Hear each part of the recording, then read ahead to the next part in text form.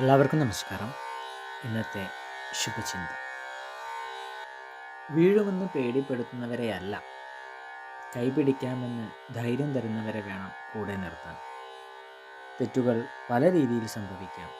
എല്ലാ തെറ്റുകളും തിരുത്തപ്പെടേണ്ടതാണെങ്കിലും ശിക്ഷാർഹമല്ല. അറിയാതെ സംഭവിക്കുന്ന തെറ്റുകൾക്ക് കഠിനമായ ശിക്ഷകൾ നൽകാൻ തുടങ്ങിയാൽ ആത്മാർത്ഥതയോടെ കടമകൾ നിറവേറ്റാൻ ആരും മെനക്കെടില്ല. തെറ്റുവരുത്താൻ സ്വാതന്ത്ര്യം ലഭിക്കുന്നവർ മാത്രമാണ് തനിമയുടെയും പക്വതയുടെയും പാതയിൽ എത്തുന്നത്. അല്ലാത്തവർ പാതി വഴിയിൽ പിന്തിരിയും. കൂട്ടായ പ്രവർത്തനങ്ങൾ ചെയ്യുന്നവർ ശ്രദ്ധിക്കേണ്ട ചില മര്യാദകളുണ്ട്. ആദ്യ പിഴവിൽ ആരുടെയും ആത്മവീര്യത്തെ ചോർത്തരുത്. തിരുത്താനുള്ള സമയവും സാഹചര്യവും എല്ലാവർക്കും നൽകണം. എല്ലാവർക്കും നന്മകളുണ്ടാകട്ടെ. എല്ലാവർക്കും ജീവിത വിജയം ഉണ്ടാകട്ടെ. നന്ദി, നമസ്കാരം.